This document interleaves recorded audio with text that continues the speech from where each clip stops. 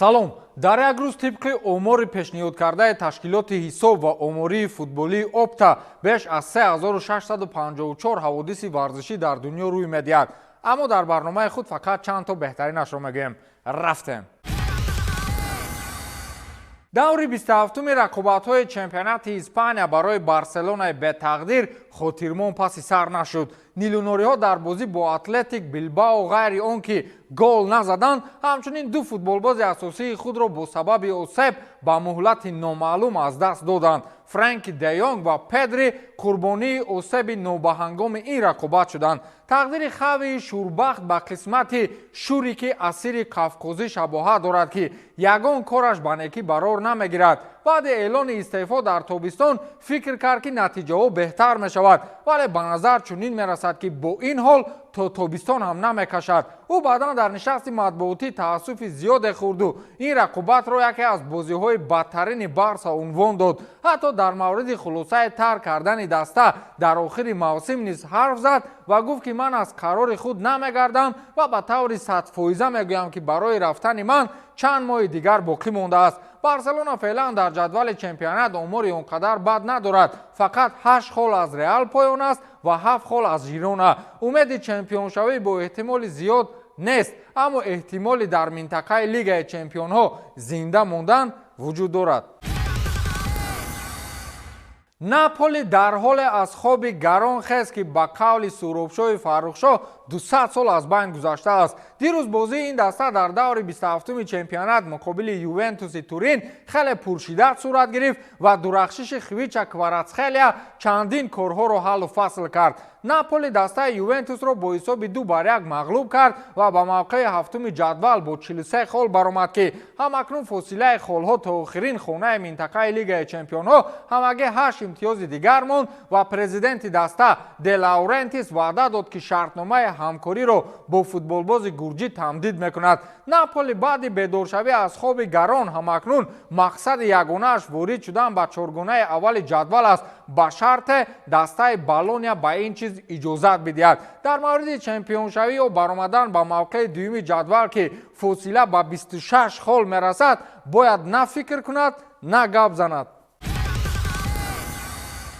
тилисми Ҳарри Кейн тамоми арзишҳову урфу одату расму русуми Баварияро пахш кард.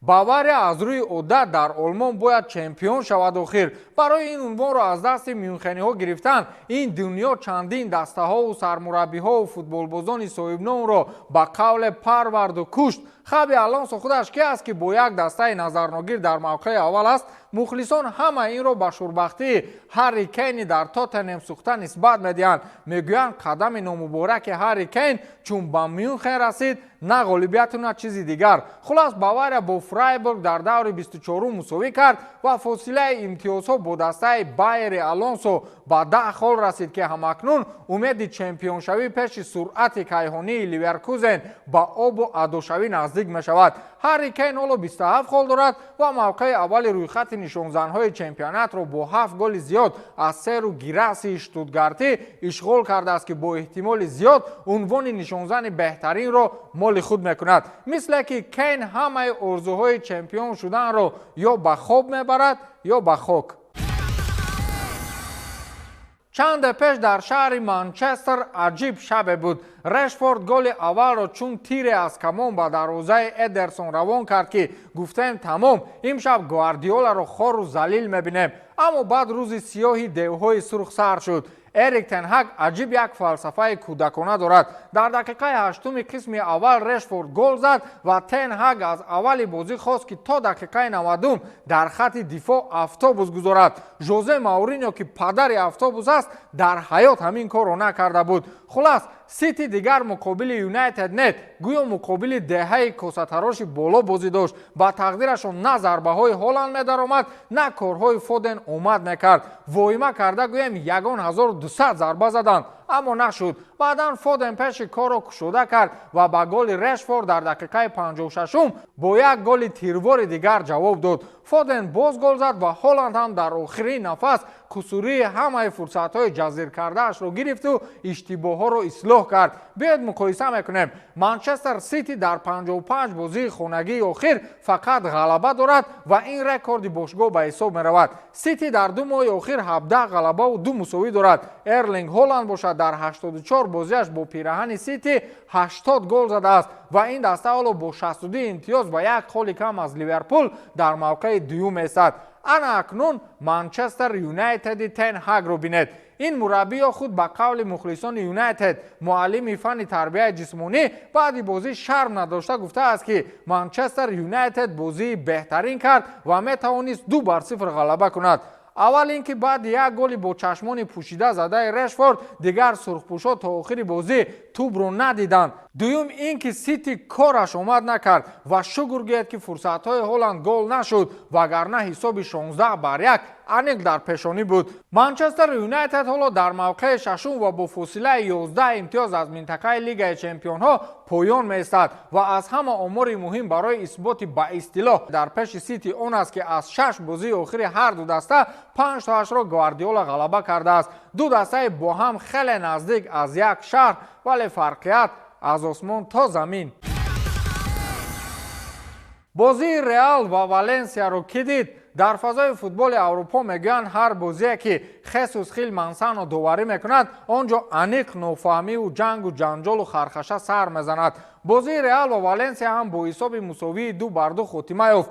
пурбаҳстарин бозии даври 27-уми чемпионат маҳз ҳамин бозӣ буд. гап сари голи охирини шогирдони Карло Анчелоти меравад ки довар ба инобат нагирифт, аммо кори довар ҳам мисле ки шубҳанок буд. Браҳим Диас дар охирин дақиқа ба Беллингем тӯбро ҳаво дод ва ҷуд онро бо сар дохили дарвоза кард, аммо довар чанд сония пеш аз гол задани Беллингем ҳамон вақте ки тӯб дар ҳаво буд садои ҳуштаки худро баланд кардааст. ё бугир.